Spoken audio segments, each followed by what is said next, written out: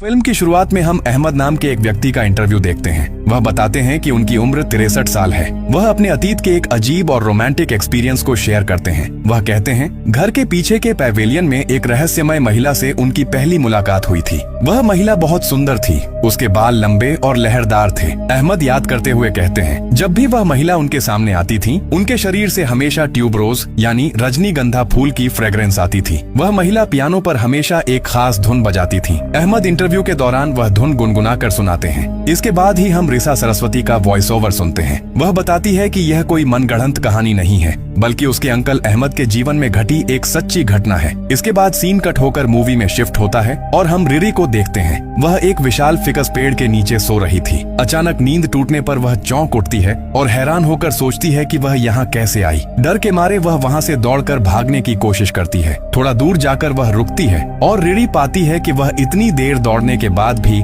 उसी कर्स्ड पेड़ के नीचे खड़ी है, जैसे कोई इनविजिबल एनर्जी ने उसे वहाँ रोक रखा है। इसके बाद आसिह अचानक ही रिरी के सामने आकर खड़ी हो जाती है। तब अचानक रिसा की नींद टूट जाती है। वास्तविकता में लौटकर वह सुनती है कि रिरी दरवाजे पर नॉक कर रही है और जल्दी करते हुए कह रही है कि अहमद अंकल के घर जाने के लिए उन्हें बहुत देर हो रही है। इसके बाद रिसा और रिरी अपने अंकल अहमद के घर जाते हैं। वहाँ अंकल अहमद और आंटी टीना और उनका बेटा अंकी रहते हैं। इसके बाद सब लोग एक साथ लंच करते हैं। खाना खत्म होने पर जब वे जा रहे थे, तब आंकी उनसे रिक्वेस्ट करता है कि कल वे सब मिलकर ग्रैंडमा की कब्र पर जियारत करने जाएं। रिसा रिरी को लेकर उसके बैले डांस के रिहर्सल के लिए जाती है। रिहर्सल के दौरान रिसा रिरी की कुछ फोटो खींच रही थी, लेकिन फोटो चेक करते हुए वह चौंक उठती है। वह नोटिस करती है कि फोटो में रिरी के चारों ओर अजीब धुएं जैसा कुछ दिख रहा है। ठीक तभी रिसा नोटिस करती है कि ऑडिटोरियम में उसके ठीक बगल वाली सीट पर एक अनजान महिला बैठी है। यह बात उसे बहुत अजीब लगती है, इसलिए वह चुपचाप वहाँ से उठकर दूसरी सीट पर जाकर बैठ जाती है। रिसा घूमकर देखती है तो पिछली जगह पर वह महिला नहीं है। ठीक तभी वह महिला रिसा के बगल में आकर प्रकट हो जाती है। अचानक हुई इस घटना से रिसा डर के मारे चिल्ला उठती है। उस रात रिरी रिसा पर बहुत नाराज होती है। बैले रिहर्सल में रिसा के चिल्लाने की वजह से उसे सबके सामने बहुत शर्मिंदगी उठानी पड़ी। यह वह बताती है।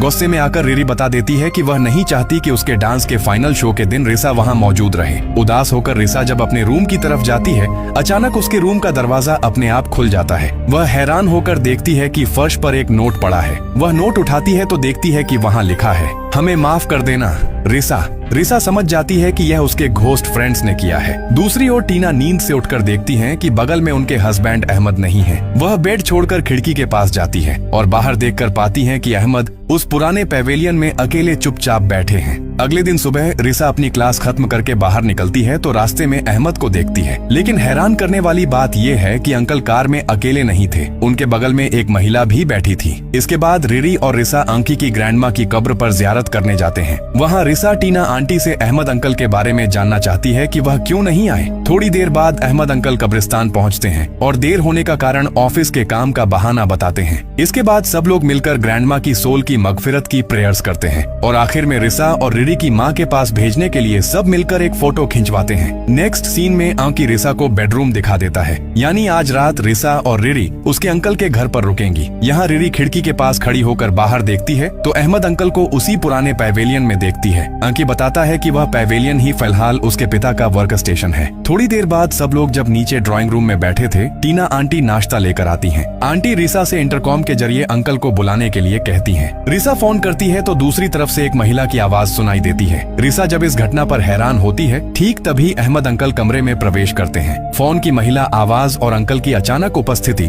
सब मिलकर रिसा बहुत हैरान हो जाती है। अहमद अंकल नाश्ता करने से मना करते हैं, बताते हैं कि उनका खाना हो गया है और वह आराम करने के लिए अपने कमरे में चले जाते हैं। थोड़ी देर बाद रिरी अपने फोन पर रिसा को एक मजेदार ऐप दिखाती है जो फोटो के लोगों की उम्र का अंदाजा लगा सकती है। लेकिन ऐप शुरू होते ही एक अजीब घटना होती है। यह आज दोपहर को खींची गई फोटो में इनविजिबल किसी को पहचानकर उसकी उम्र 113 साल दिखा रही है। रिसा यह देखकर घबराए बिना सामान्य रूप से कहती है कि जरूर ऐप में कोई इशू होगा, इसलिए ऐसा दिखा रहा है। दूसरी ओर अंकी अपने रूम में मोबाइल पर गेम खेल रहा था। अचानक रूम का दरवाजा अपने आप खुल जाता है। पहले वह इस बात को इम्पोर्टेंस नहीं देता, लेकिन अगले ही पल दरवाजे के सामने से एक शैडो को तेजी से हटते हुए देखकर वह अलर्ट हो जाता है। जिज्ञासु होकर वह देखने के लिए रूम से बाहर निकलता है। जब वह सीढ़ियों से नीचे उतर रहा था, हम देखते हैं कि वहाँ सीढ़ियों पर एक महिला खड़ी है, लेकिन अंकी उसे देख नहीं पाता। दूसरी ओर अंकी की माँ अपने कमरे में एकाग्र मन से प्रेयर्स कर रही थी। ठीक तभी एक रोंगटे खड़े कर देने वाला सीन देखा जाता है। आईने में देखा जाता है कि उनके ठीक सामने ही एक महिला बैठी है और हूबहू उन्हें ही कॉपी कर रही है। टीना जैसा पोज करती है वह एंटिटी भी वैसा ही करती है। थोड़ी देर बाद वह महिला उठकर खड़ी हो जाती है और कमरे से बाहर चली जाती है। दूसरी ओर अंकी किसी को न पाकर किचन में जाकर अपने लिए कॉफी बना रहा था। तब फिर से अंकी पियानो बजने की आवाज सुनता है। जिज्ञासु होकर वह आवाज के सोर्स की तरफ बढ़ता है, लेकिन वहाँ जाकर किसी को नहीं देखता। इसलिए वह पियानो का फॉल बोर्ड नीचे गिराकर उसे बंद कर देता है। लेकिन अंकी वहाँ से लौटना शुरू करता है। वह महिला पियानो के सामने बैठ जाती है और फिर से पियानो बजाना शुरू कर देती है। अपने हाथ से बंद किया हुआ पियानो फिर से बजता सुनकर अंकी बहुत डर जाता है। अंकी जब डर से सहमा हुआ है, ठीक तभी उसकी माँ वहाँ उपस्थित होती है। वह बेटे से जानना चाहती है कि उसके पिता कहाँ हैं। अंकी तब बताता है कि पापा शायद उसी पैवेलियन में हैं। इसके बाद का सीन और भी भयानक है। अंकी वॉशरूम में जाकर आईना साफ कर रहा था। वह जिस आईने पर हाथ फेरता है, अचानक वह एंटिटी आईने में अपना भयानक रूप लेकर उपस्थित हो जाती है और उसे हॉन्ट करती है। सीन कट होकर हम रिसा को देखते हैं जो अपने घर पर थी और रिसा देखती है कि फर्श पर बहुत सारे खिलौने बिखरे हुए हैं। रिसा मानती है कि यह काम उसके बचपन के घोस्ट फ्रेंड्स ने किया है। वह जब खिलौने उठा रही थी तब फिर से वही जानी पहचानी गाने की धुन उसके कान में सुनाई देती है। अचानक उसके सामने दो अनजान बच्चों की सोल, हेनरिक और हैंस हाजिर होती हैं। वे बताते हैं कि वे पीटर के दोस्त हैं और रिसा के साथ दोस्ती करना चाहते हैं। अचानक रिरी आकर रिसा को बताती है कि अंकी ने उसे कॉल किया है। अंकी रिसा से रिक्वेस्ट करता है कि आज रात रिसा अंकी के घर पर ही रुक जाए, क्योंकि वह रिसा से कुछ बातें करना चाहता है। तब टीना आंटी आती हैं और अंकी को बहुत उदास हालत में देखती हैं। वे देखती हैं अहमद बहुत ध्यान से ट्यूबरोज फूलों का गुलदस्ता बना रहे हैं। तब अंकी बताता है कि उसने सुना है अगर घर के अंदर बिना वजह ट्यूबरोज फूलों की तेज सुगंध आए तो समझना चाहिए कि उस घर में किसी महिला घोस्ट का आसरा है। उसकी यह बात खत्म होते ही दीवार से एक फोटो धड़ाम से नीचे गिरकर टूट जाती है, जिससे उनका डर और भी बढ़ जाता है। दूसरी ओर रिरी रिसा को ढूंढने आती है तो देखती है कि वह अकेले ही बात कर रही है। रिरी उसे जल्दी करने के लिए कहती है कि उन्हें देर हो रही है, लेकिन रिसा जब जाने के लिए कदम बढ़ाती है तब उसके पुराने भुतहा दोस्त जेनसेन, विलियम और पीटर उसे रोकते हैं। वे रिसा को वहां जाने से मना करते हैं और खतरे के बारे में अलर्ट करना चाहते हैं। उस रात अंकी रिसा के पास अपने पिछली रात के एक्सपीरियंस को शेयर करता है। वह बताता है कि पियानो अपने आप बज रहा था और बाथरूम के आईने में उसने एक भयानक एंटिटी को देखा है। रिसा उसे थोड़ा दिलासा देकर कहती है कि हर घर में छोटे मोटे सोल होते हैं, लेकिन उसने खुद इस घर में अभी तक कुछ नहीं देखा है। तब अंकी अपने पिता के अजीब बिहेवियर की बात करता है और देखा जाता है कि अहमद पूरे घर के हर कोने में ट्यूबरोज फूल सजा कर रखे हैं। दूसरी ओर रिरी जब अकेले खेल रही थी, अचानक उसकी बॉल लुढ़क कर एक तरफ चली जाती है। वह बॉल को ढूंढते ढूंढते जब एक चेयर के नीचे से उसे निकालने की कोशिश करती है, ठीक तभी हम देखते हैं कि वह भयानक महिला रिरी के पीछे खड़ी है। रिरी जिस चेयर के नीचे हाथ बढ़ाती है, तभी वह एक हाथ झपटकर रिरी का हाथ पकड़ लेता है। नेक्स्ट सीन में हम देखते हैं कि डाइनिंग टेबल पर सब अहमद का इंतजार कर रहे थे। रिरी कहती है कि रात में फूलों की खुशबू बहुत ज्यादा तेज हो गई है। टीना आंटी इस बात को नॉर्मल करने की कोशिश करती हैं और कहती हैं कि ट्यूबरोज रात में खिलते हैं, इसीलिए खुशबू इतनी तेज है। लेकिन रिसा अंकी को फुसफुसाकर सावधान कर देती है, यह सामान्य फूल की खुशबू नहीं है, कुछ और है। ठीक तभी अहमद अंकल वहाँ आते हैं, लेकिन उनका चाल चलन और हाव भाव बहुत अजीब और असामान्य था। वह किसी से कोई बात नहीं करते, बिल्कुल चुपचाप थे। बाद में रिसा अपने रूम में आकर खिड़की का पर्दा खींच देती है, लेकिन अचानक पर्दा अपने आप फिर से खुल जाता है। इस घटना से रिसा थोड़ी डर जाती है और हिम्मत करके फिर से पर्दा खींचती है, लेकिन इस बार वह सिहर उठती है जब साफ साफ देखती है कि पर्दे के ठीक पीछे कोई खड़ा है। रिसा जब हिम्मत जुटाकर पर्दे के पीछे कौन है यह देखने जा रही थी, ठीक तभी रिरी कमरे में प्रवेश करती है। रिसा को राहत मिलती है देखकर कि पर्दे के पीछे असल में कोई नहीं है। रिरी तब डरते डरते बताती है कि इस घर में वह अजीब कुछ महसूस कर रही है और थोड़ी देर पहले किसी ने उसका हाथ कसकर पकड़ लिया था। रिसा उसे शांत होने के लिए प्रेयर्स करने को कहती है। ठीक उसी क्षण खिड़की से बाहर देखते ही रिसा पाती है अहमद अंकल उस पैवेलियन के बाहर एक महिला के साथ खड़े हैं। इसके बाद रिसा के एक भुतहा सपने का चक्र शुरू होता है। देर रात दरवाजे की आवाज से उसकी नींद टूट जाती है। वह स्रोत ढूंढने जाती है तो वह महिला घोस्ट उसे हॉन्ट करती है। घबराकर जागकर रिसा समझती है कि यह एक बुरा सपना था, लेकिन अगले ही पल वह फिर से दरवाजे की वही खटखट आवाज सुनती है, जो उसे इस बार बिल्कुल वास्तविक लगती है। वह हिम्मत करके रूम से बाहर निकलती है और सीधे पैवेलियन में चली जाती है। वहाँ जाकर देखती है कि अहमद अंकल सो रहे हैं और उनके हाथ में एक डायरी है। रिसा बहुत सावधानी से डायरी लेने जाती है तो अहमद अंकल जाग उठते हैं। ठीक तभी रिसा फिर से चौंक कर बेड पर नींद से जाग जाती है। यानी पिछली पूरी घटना ही सपने के अंदर एक और सपना थी। आखिरकार रिसा असल में रूम से बाहर निकलती है। वह फिर से उसी पैवेलियन की तरफ जाती है और इस बार सफलतापूर्वक सोते हुए अहमद के पास से उसकी गुप्त डायरी चुराने में कामयाब हो जाती है। डायरी हाथ में लेकर जब रिसा अपने रूम की तरफ लौट रही थी, ठीक तभी निस्तब्ध रात में फिर से वही पियानो की धुन बज उठती है। पियानो की आवाज का स्रोत ढूंढते हुए रिसा उस भयानक महिला के सामने आती है। हिम्मत जुटाकर वह पूछती है, तुम कौन हो? जवाब न देकर महिला जोर से हंसना शुरू कर देती है और पलक झपकते ही रिसा के बिल्कुल सामने आकर उपस्थित होती है। दहशत में रिसा दौड़कर अपने रूम में लौट आती है। रूम में आकर वह अहमद अंकल से चुराई हुई डायरी खोलती है और पहले पेज पर एक नाम लिखा है, एलिजाबेथ। ठीक उसी क्षण घर को कंपा देने वाली एक चीख सुनाई देती है। रिसा दौड़कर टीना आंटी के कमरे में जाकर देखती है कि वह बहुत डरी हुई है। टीना की हालत बिगड़ती देखकर उन्हें हॉस्पिटल ले जाया जाता है, लेकिन डॉक्टर जांच पड़ताल करके बताते हैं कि शारीरिक रूप से वह पूरी तरह स्वस्थ हैं और उन्हें कोई प्रॉब्लम नहीं है। यानी उनकी यह बीमारी या डर किसी सांसारिक बीमारी की वजह से नहीं है। घर लौटने से पहले अंकी और रिसा जब फज्र की नमाज पढ़ने हॉस्पिटल के प्रेयर्स रूम में जा रहे थे, वे देखते हैं कि अहमद चुपचाप बैठे हैं। अंकी पापा को नमाज के लिए आवाज देता है तो वह कोई जवाब नहीं देते। आखिरकार अंकी जोर करके पिता का हाथ पकड़कर उन्हें नमाज के कमरे में ले जाता है।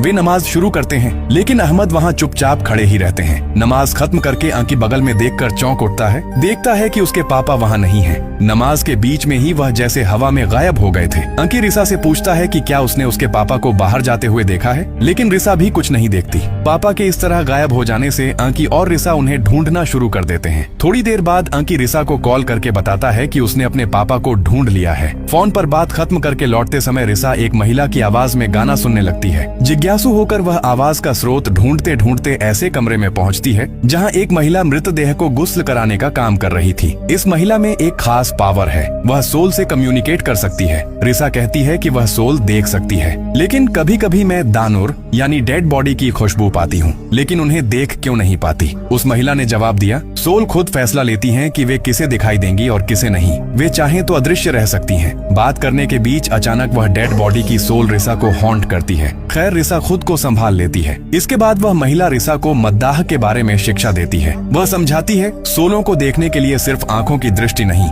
बल्कि उनकी प्रेजेंस पर गहराई से फोकस करना होता है। इसके बाद वे टीना को घर वापस लाते हैं। घर लौटने के बाद रिसा अंकी को बताती है कि उसने पिछली रात पैवेलियन से उसके पिता की डायरी ढूंढ ली है। वे दोनों मिलकर डायरी पढ़ना शुरू करते हैं और चौंकाने वाली सारी जानकारी सामने आती है। अंकी के पिता अहमद एलिजाबेथ नाम की एक महिला के गहरे प्यार में पड़ गए हैं और अगले थर्सडे को एलिजाबेथ का जन्मदिन है। सबसे डरावनी बात यह है, एलिजाबेथ के जन्मदिन के ठीक अगले दिन अहमद ने उसके साथ हमेशा के लिए चले जाने का वादा किया है। डायरी के पेज के अंदर उन्हें एक पुरानी फोटो भी मिलती है। फोटो के पीछे दो नाम लिखे थे, एलिजाबेथ और दिमाश, और यह फोटो एलिजाबेथ के 23वें जन्मदिन पर खींची गई थी और एलिजाबेथ का जन्म 1905 में हुआ था। तब रिसा जल्दी से रिरी का फोन हाथ में लेती है और अंकी को वह ऐप दिखाती है। ऐप में देखा जाता है कि अहमद अंकल के बगल में मौजूद अदृश्य एंटिटी की उम्र 113 साल है, यानी ऐप करेक्ट था। यह जानकारी कंफर्म करती है कि अहमद अंकल की जिंदगी अब बड़े खतरे में है और यह जानकारी मिलने के बाद रिसा की गलतफहमी दूर होती है, क्योंकि रिसा इतने दिनों से सोच रही थी कि अहमद अंकल का किसी और महिला के साथ अफेयर्स चल रहा है, लेकिन असल में वह एक शतवर्षीय घोस्ट के प्यार में मग्न है और मौत की तरफ बढ़ रहे हैं। अंकी डरकर जानना चाहता है, क्या पापा एलिजाबेथ के लिए अपनी जान दे देंगे?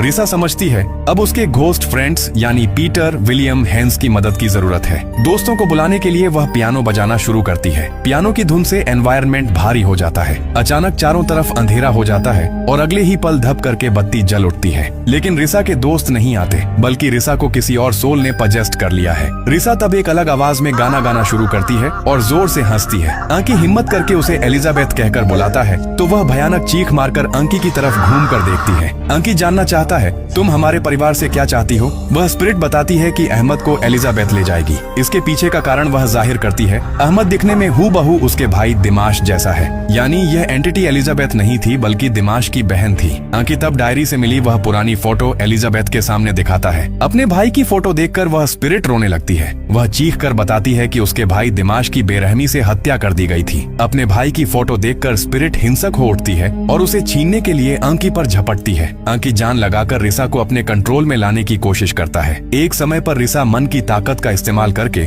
उस स्पिरिट को अपने शरीर से चले जाने के लिए कहती है, लेकिन जाने से पहले रिसा के शरीर को अजीब और दर्दनाक तरीके से ऐंठ देती है और आखिरकार उसकी बॉडी छोड़कर निकल जाती है। ठीक तभी रिडी वहाँ उपस्थित होती है। रिसा अंकी को निर्देश देती है कि रिडी और टीना आंटी को सुरक्षित देखें और खुद वह डायरी लेकर अहमद अंकल को बचाने के लिए दौड़ती है। रास्ते में उसके घोस्ट फ्रेंड्स उसे रोकने की कोशिश करते हैं, लेकिन रिसा किसी की बात नहीं सुनती। पैवेलियन के दरवाजे पर एक स्प्रिट खड़ी उसे सावधान करके कहती है आज रात ही अहमद मर जाएगा, लेकिन रिसा उस धमकी को इग्नोर करके अंदर घुस जाती है। कमरे में घुसते ही टेबल के ऊपर फटा हुआ एक फोटो देखती है। यह फोटो डायरी में मिली फोटो का बाकी हिस्सा था, क्योंकि डायरी में मिली फोटो फटी हुई थी और यह तस्वीर एक लड़की की थी। वह कुछ समझ पाती उससे पहले ही देखती है कि अहमद चुपचाप बैठे हैं। उनके ठीक पीछे से एलिजाबेथ बाहर निकल आती है। एक फ्लैशबैक में देखा जाता है कि एलिजाबेथ इतने दिनों से अदृश्य होकर छाया की तरह हमेशा अहमद के साथ लगी हुई थी। अचानक पैवेलियन का दरवाजा धड़ाम से बंद हो जाता है। अहमद को एलिजाबेथ पजेस्ट कर लेती है और अहमद रिसा की तरफ बढ़ते हैं और उसका गला दबा देते हैं और उसे हवा में उठा लेते हैं। एलिजाबेथ दूर से सब देख रही थी, लेकिन अचानक अहमद का खुद का होश थोड़ा लौट आता है और वह रिसा को छोड़ देते हैं। इससे एलिजाबेथ बहुत गुस्सा होकर चिल्लाना शुरू कर देती है और अपनी अदृश्य शक्ति से रिसा को फर्श पर घसीटने लगती है। रिसा की हालत जब बहुत खराब होती है तब उसके घोस्ट फ्रेंड्स उसे बचाने वहां उपस्थित होते हैं और एलिजाबेथ को रोकते हैं। तब तक अहमद भी एलिजाबेथ के पोजीशन से आजाद हो चुके होते हैं। तब जेनसेन रिसा के कान में एक गुप्त जानकारी देता है। वह जानकारी सुनकर रिसा चिल्लाकर अहमद से कहती है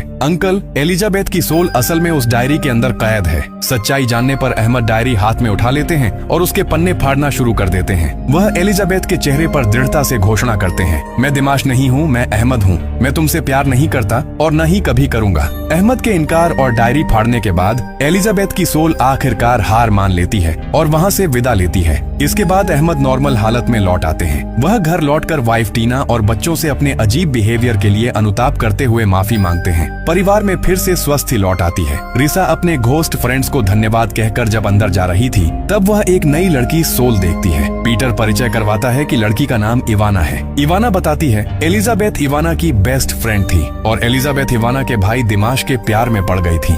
इवाना यह भी कहती है कि एलिजाबेथ के पिता उनके इस रिश्ते को स्वीकार नहीं कर पाए थे और उन्होंने दिमाश को बेरहमी से मार डाला था। इसीलिए एलिजाबेथ ने भी उसी पैवेलियन में सुसाइड कर लिया था। इवाना यह भी कहती है कि तुम्हारे अंकल दिखने में दिमाश की तरह थे, इसीलिए प्रेमी के खालीपन को भरने के लिए एलिजाबेथ अहमद को अपने साथ ले जाना चाहती थी।